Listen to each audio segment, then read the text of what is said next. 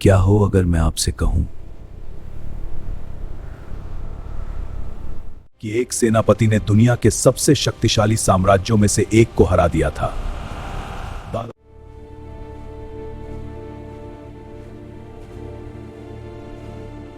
बिना विशाल सेना के।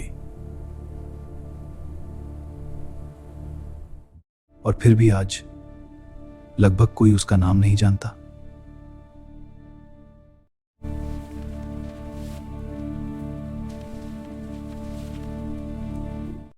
और कुछ को भूल जाता है। यह एक ऐसे नेता की कहानी है।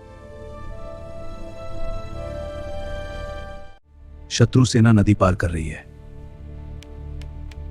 यह निर्णय युद्ध का रुख बदल देगा और अपने मातृभूमि के एक ऐसे रक्षक की, जिसके साहस ने पूरे क्षेत्र की किस्मत बदल दी। यह कहानी है लाचित बरफुकन की। मैं लाचित बरफुकन हूं।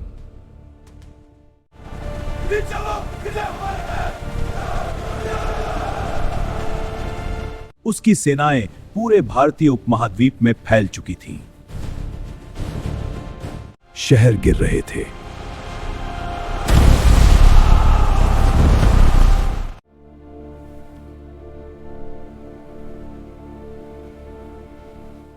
और प्रतिरोध अक्सर कुचल दिया जाता था। लेकिन सुदूर उत्तर पूर्व में अभी असम का अहोम साम्राज्य खड़ा था।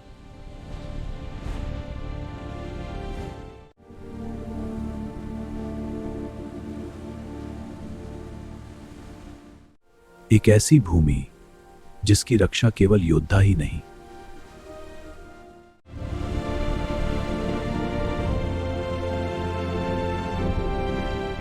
आक्रमणकारी सेनाओं के लिए यह भूमि एक दुस्वप्न थी।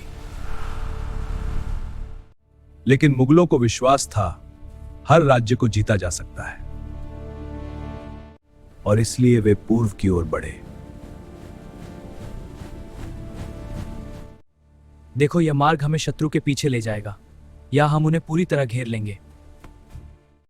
एक ऐसा व्यक्ति जो राजवंश से नहीं, सादा में जब मेरा जन्म नहीं, मेरी कबीरता मुझे यहां लाई, बल्कि अनुशासन, बुद्धिमत्ता और अपने देश के प्रति अटूट निष्ठा के लिए जाना जाता था।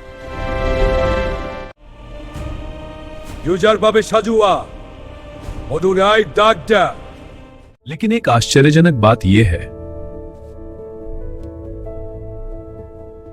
वे रसद, योजना और मनोवैज्ञानिक रणनीति के माहिर थे। उनका मानना था कि युद्ध तलवारें खींचने से पहले ही जीते जाते हैं, और जल्द ही उन्हें अपने जीवन की सबसे बड़ी चुनौती का सामना करना था।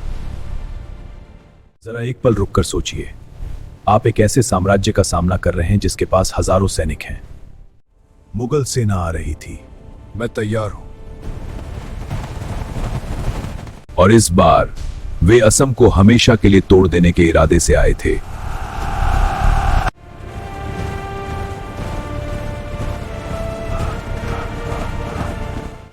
यह एक भारी भरकम सेना थी। हम जानते थे खुले मैदान में सीधी लड़ाई का मतलब निश्चित हार होगा। इसीलिए लाचित ने एक ऐसा निर्णय लिया जिसने इतिहास बदल दिया। वे मुगलों की शर्तों पर युद्ध नहीं करेंगे।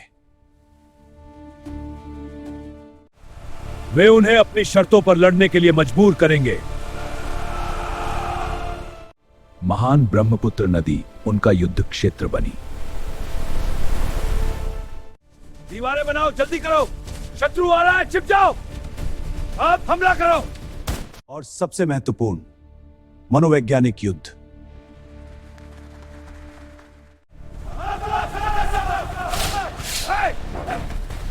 आराम करो। लेकिन ये जंगल के लेकिन युद्ध से पहले ही लाचित गंभीर रूप बीमार पड़ गए। वे अपने बिस्तर से उठ खड़े हुए।